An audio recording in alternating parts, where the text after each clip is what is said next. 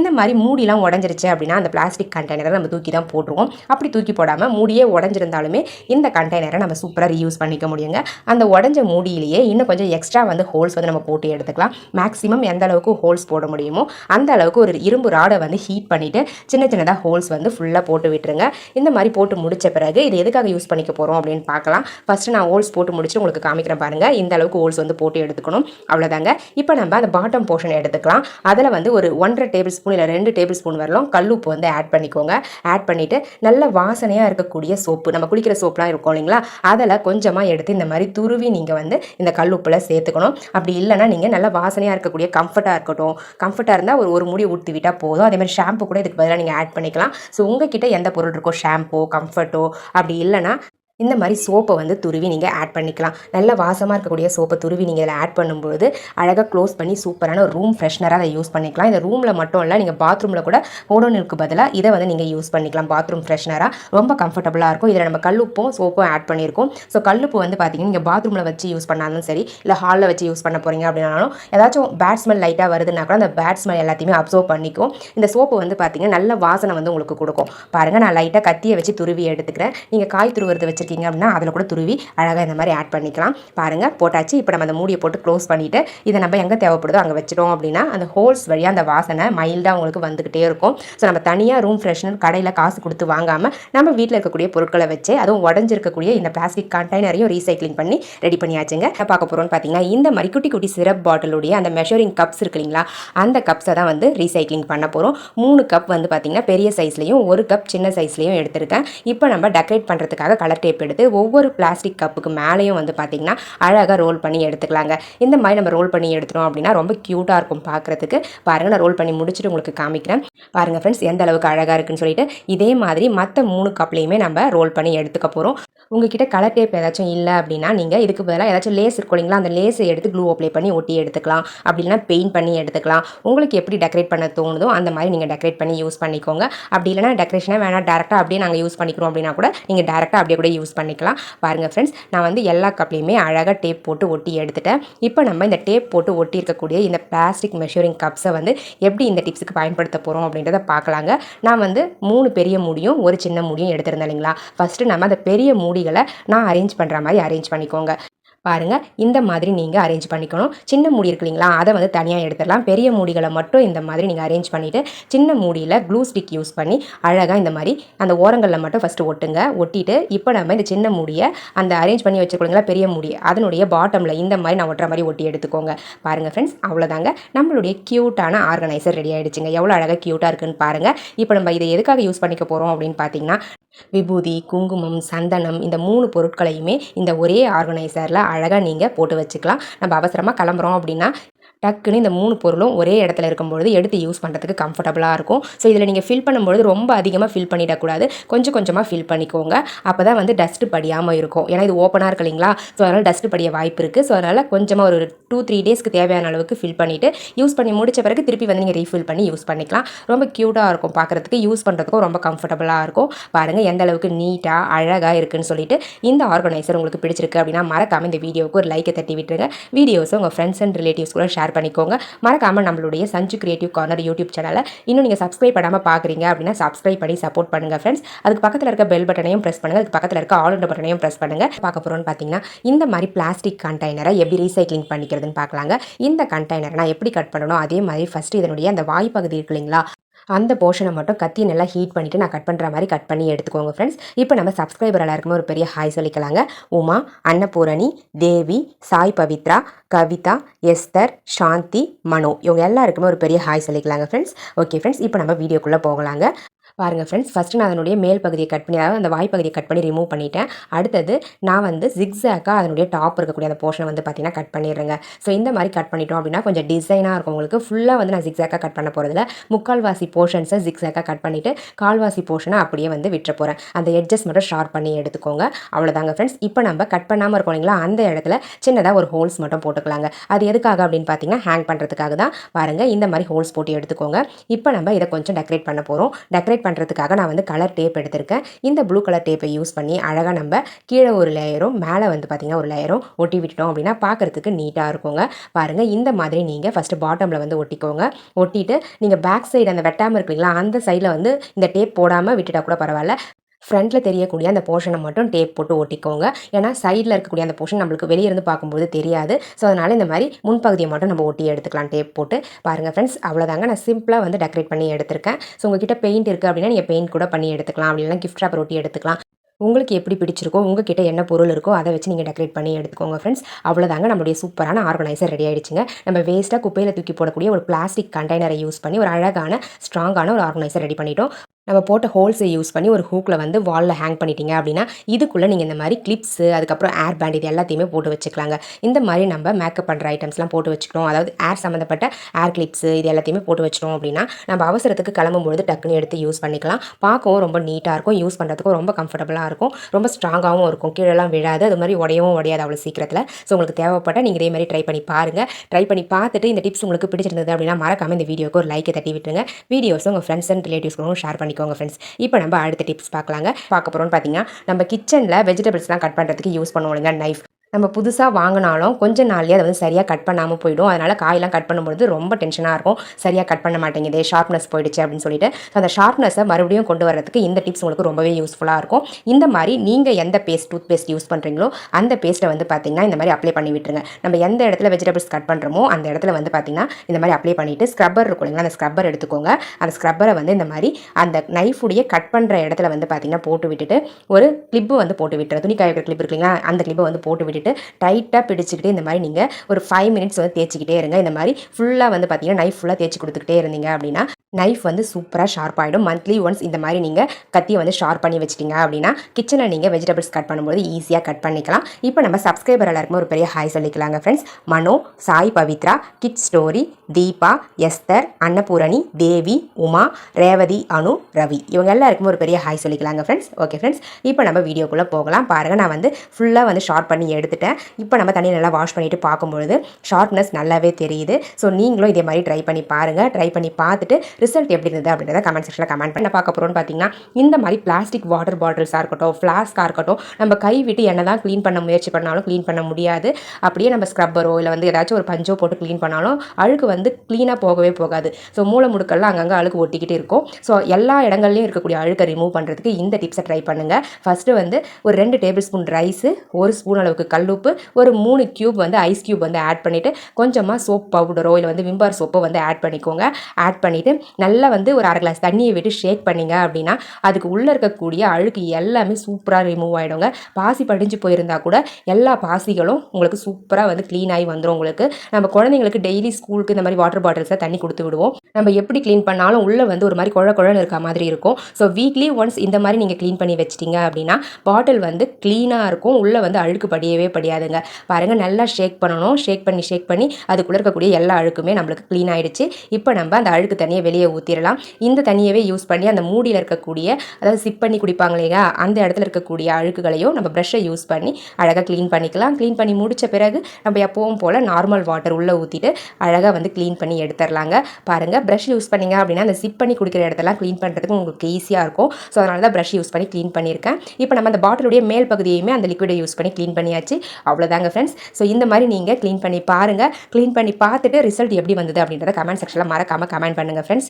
பாருங்கள் ஃப்ரெண்ட்ஸ், புது பாட்டில் மாதிரி சூப்பராக இருக்குது. நல்லா க்ளீன் ஆகிடுச்சு. எந்த இடத்துலையுமே கொஞ்சம் அழுக்கு கூட இல்லைங்க.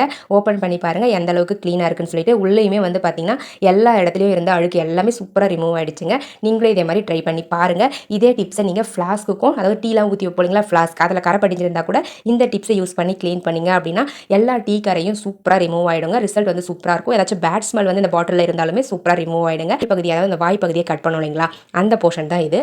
இதையுமே நம்ம சூப்பராக வந்து ரீசைக்ளிங் பண்ணிக்க முடியும். நார்மலாக இருக்கக்கூடிய ஒரு பிளாஸ்டிக் கண்டெய்னருடைய அந்த வாய்ப்பகுதி தான். ஸோ இதே மாதிரி கட் பண்ணி எடுத்துகிட்டு நீங்கள் இதை வந்து ஒரு ஹூக்கில் ஹேங் பண்ணி விட்டுருங்க. ஹேங் பண்ணி விட்டுட்டு உங்கள்கிட்ட இருக்கக்கூடிய அந்த துணி காய வைக்கிற கிளிப்ஸ்லாம் இருக்கும் இல்லைங்களா, அதை வந்து நீங்கள் அழகாக இந்த மாதிரி இன்செர்ட் பண்ணி ஸ்டோர் பண்ணி வச்சுக்கலாம்.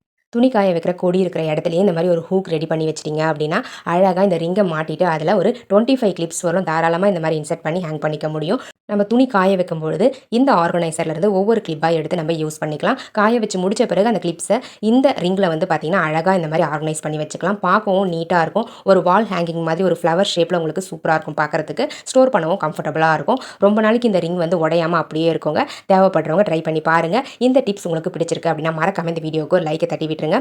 உங்களுடைய நேமும் நம்மளுடைய சேனலில் வாசிக்கணும்னு ஆசைப்பட்டீங்கன்னா உங்களுடைய பாசிட்டிவ் கமெண்ட்ஸை இந்த வீடியோவுடைய கமெண்ட் செக்ஷனில் பதிவு பண்ணுங்கள். கண்டிப்பாக நெக்ஸ்ட் லாங் வீடியோவில் உங்களுடைய நேமும் வாசிக்கப்படுங்க. ஓகே ஃப்ரெண்ட்ஸ், இதே மாதிரி நிறைய இன்ட்ரெஸ்டிங்கான ஐடியாஸ் வந்து பார்த்தீங்கன்னா நம்மளுடைய ஃபர்ஸ்ட் யூடியூப் சேனல் பாஸ் சமையல் யூடியூப் சேனல்லையுமே அப்லோட் பண்ணியிருக்கோம். உங்களுக்கு தேவைப்பட்டால் செக் பண்ணி பாருங்கள். பிடிச்சிருந்தா அந்த சேனலையும் சப்ஸ்கிரைப் பண்ணி பார்க்க போகிறோம்னு பார்த்தீங்கன்னா இது ஒரு சூப்பரான ஸ்டோரேஜ் ஐடியா தான். இந்த மாதிரி நீங்கள் தக்காளிலாம் வாங்கிட்டு வந்தீங்க அப்படின்னா நம்ம எப்படி தான் ஸ்டோர் பண்ணாலுமே ஒரு கிலோ தக்காளி வாங்குறோம் அப்படின்னா ஒரு 2-3 தக்காளி ஆச்சும் கெட்டு போயிடும். அதை நம்ம தூக்கி போடுற மாதிரி தான் இருக்கும். ஸோ அந்த மாதிரி தக்காளிலாம் வீணாகாமல் இருக்கணும் அப்படின்னா தக்காளியை வாங்கிட்டு வந்த உடனே இந்த டிப்ஸை நீங்கள் ட்ரை பண்ணுங்கள். ஒரு தக்காளி கூட கெட்டு போகாமல் இருக்கும். ஸோ எப்போவுமே தக்காளி வாங்கினதுமே அப்படியே எடுத்து ஃப்ரிட்ஜில் போட்டுறாதீங்க. அந்த தக்காளியில் எல்லாத்துலேயுமே வந்து செக் பண்ணி பாருங்கள். ஏதாச்சும் ஒரு தக்காளி கெட்டு போயிருக்கா, இல்லை வந்து லைட்டாக வந்து நெசங்கின மாதிரி இருக்கா, கொலன்னு இருக்கா அப்படின்னு சொல்லி செக் பண்ணுங்கள். ஸோ கொஞ்சம் டேமேஜாக இருக்குது அப்படின்னாவே அந்த தக்காளியை தனியாக எடுத்துருங்க.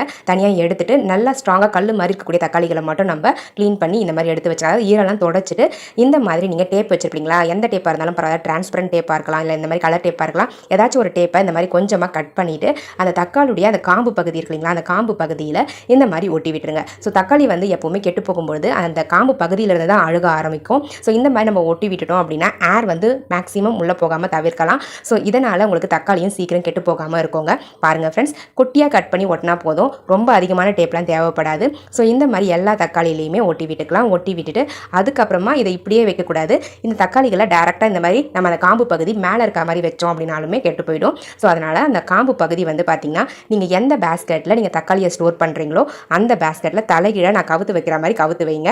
அப்போ தான் தக்காளி வந்து ரொம்ப நாளைக்கு கெட்டு போகாமல் நீங்கள் ஃபஸ்ட்டு வாங்கும்போது எப்படி ஃப்ரெஷ்ஷாக இருந்தோ அதே மாதிரி இருக்குங்க.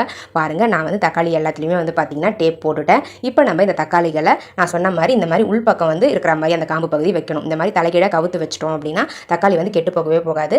இதே மாதிரி நீங்கள் ஸ்டோர் பண்ணி அழகாக நீங்கள் ஃப்ரிட்ஜில் வந்து ஆர்கனைஸ் பண்ணிக்கலாம். ஸோ தேவைப்படுறவங்க ட்ரை பண்ணி பாருங்கள். ட்ரை பண்ணி பார்த்துட்டு ரிசல்ட் எப்படி இருந்தது அப்படின்றத கமெண்ட் செக்ஷனில் மறக்காமல் கமெண்ட் பண்ணுங்கள் ஃப்ரெண்ட்ஸ். ரொம்ப யூஸ்ஃபுல்லான டிப்ஸ். ஒரு தக்காளி கூட கெட்டு போகாமல் நீங்கள் கடைசி வரலும் யூஸ் பண்ணிக்கலாம். ட்ரை பண்ணி பார்த்துட்டு சொல்லுங்கள். இப்போ நம்ம அடுத்த டிப்ஸ் பார்க்கலாம். என்ன பார்க்க போறோம்னு பார்த்தீங்கன்னா இந்த மாதிரி பிளாஸ்டிக் பாக்ஸஸ் வந்து ரொம்ப பழசாயிடுச்சு அப்படின்னா நம்ம இதை வந்து யூஸ் பண்ணாமல் அப்படியே ஓரமாக வச்சுருவோம். ஸோ இதை வந்து நம்ம சூப்பராக ரீசைக்ளிங் பண்ணி யூஸ் பண்ணிக்க முடியும். இந்த மாதிரி குழந்தைங்களுடைய பழைய ஏர் பேண்ட் இருந்தால் எடுத்துக்கோங்க.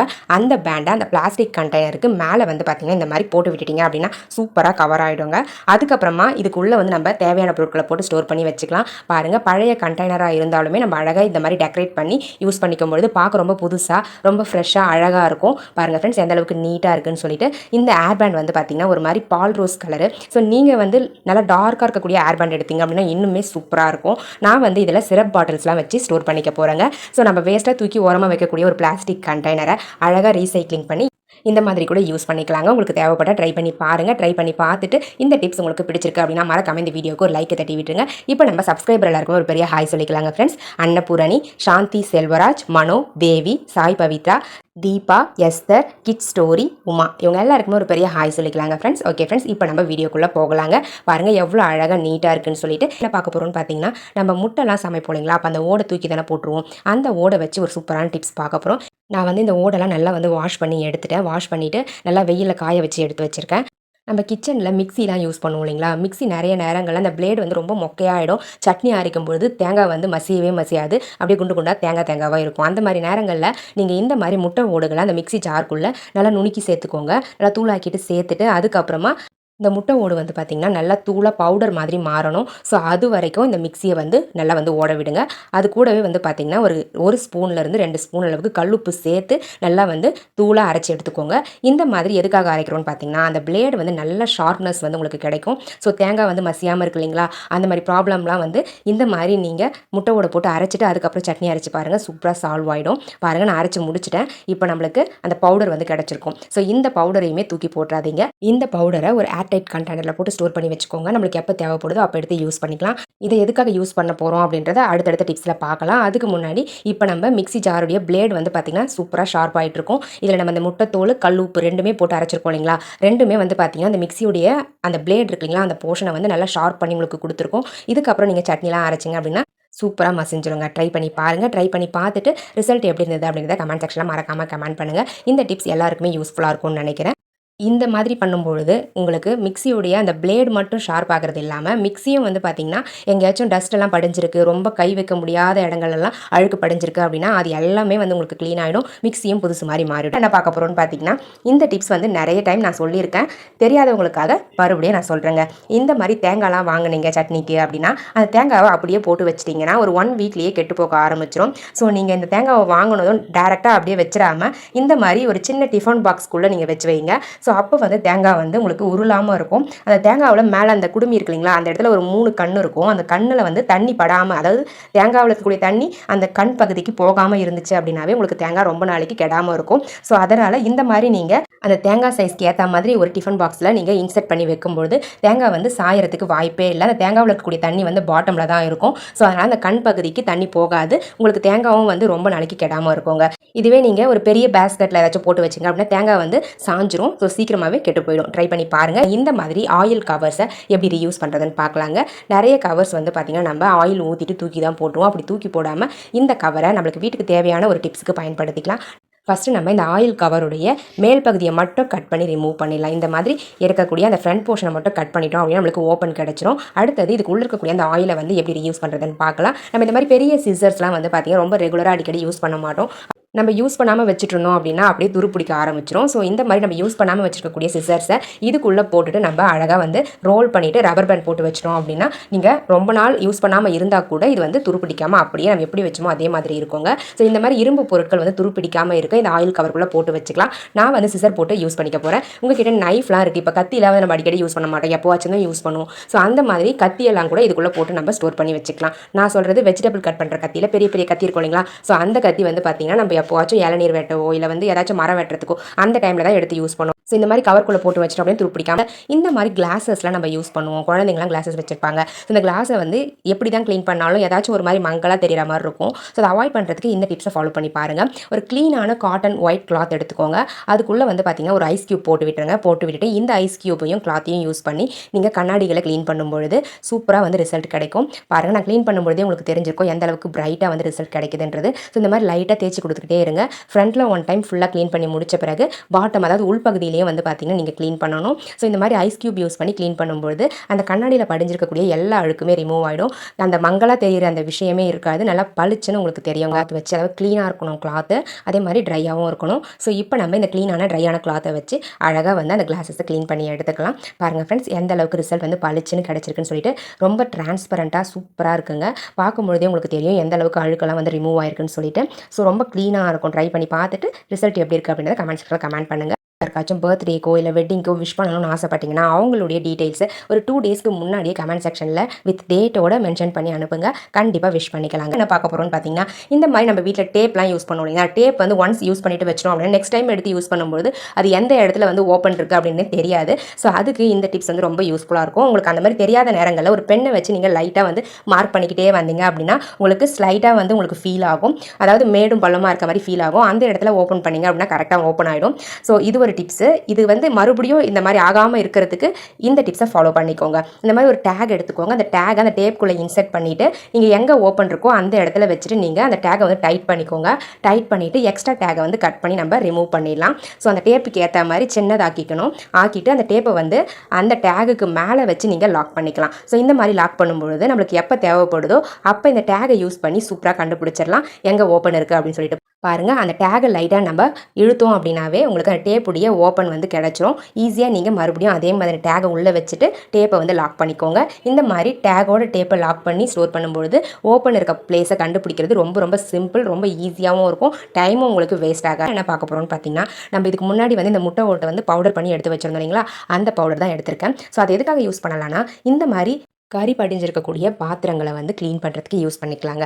பாருங்கள் ஃப்ரெண்ட்ஸ், இந்த மாதிரி நீங்கள் அந்த பவுடரை லைட்டாக தூவி விட்டு ஸ்க்ரப்பரை வச்சு தேய்ச்சிங்கன்னா போதும், எல்லா கறிகளுமே ஈஸியாக ரிமூவ் ஆகிடும். பாருங்கள், நான் தேய்ச்சிட்டு உங்களுக்கு காமிக்கிறேன். ரொம்ப ஈஸியாக சூப்பராக க்ளீன் ஆகுதுங்க. நம்ம சமைச்சு முடித்த பிறகு தூக்கி குப்பையில் போடக்கூடிய அந்த முட்டை ஓட்டை யூஸ் பண்ணி சூப்பரான 2 டிப்ஸ் பார்த்துருக்கோம் இந்த வீடியோலேயே. ரொம்பவே யூஸ்ஃபுல்லான டிப்ஸுங்க. ட்ரை பண்ணி பாருங்கள் நீங்களும். நான் தேய்ச்சி முடிச்சுட்டேன். எந்த அளவுக்கு சூப்பராக ரிசல்ட் கிடச்சிருக்குன்னு பாருங்கள் ஃப்ரெண்ட்ஸ். நீங்களும் இதே மாதிரி ட்ரை பண்ணி பாருங்கள். உங்களுக்கு தேவைப்பட ட்ரை பண்ணி பார்த்துட்டு டிப்ஸ் எப்படி இருந்தது அப்படின்னு கமெண்ட் செக்ஷனில் பதிவு பண்ணி பார்க்க போகிறோன்னு பார்த்தீங்கன்னா, இந்த மாதிரி tape roll, empty tape roll இருக்கும் இல்லைங்களா, கடைசியாக நம்ம டேப்லாம் யூஸ் பண்ணி முடிச்ச பிறகு அந்த ரோலை எப்படி ரீயூஸ் பண்ணுறதுன்னு பார்க்கலாம். அந்த ரோலை ஏதாச்சும் ஒரு ஹூக்கில் ஹேங் பண்ணி விட்டுட்டீங்க அப்படின்னா அதுக்குள்ளே இந்த மாதிரி கிளாஸஸ்லாம் நீங்கள் போட்டு ஸ்டோர் பண்ணி வச்சுக்கலாம். ஒரே ஒரு ரோலில் வந்து ஒரு 3 கிளாஸ் வரலும் தாராளமாக நீங்கள் ஹேங் பண்ணி இந்த மாதிரி ஸ்டோர் பண்ணிக்கலாம். குழந்தைங்களுடைய கிளாஸஸ்லாம் கூட அழகாக இந்த மாதிரி நீங்கள் ஸ்டோர் பண்ணி வச்சிட்டிங்க அப்படின்னா அவங்க எடுத்து யூஸ் பண்ணுறதுக்கு கம்ஃபர்டபுளாக இருக்கும்.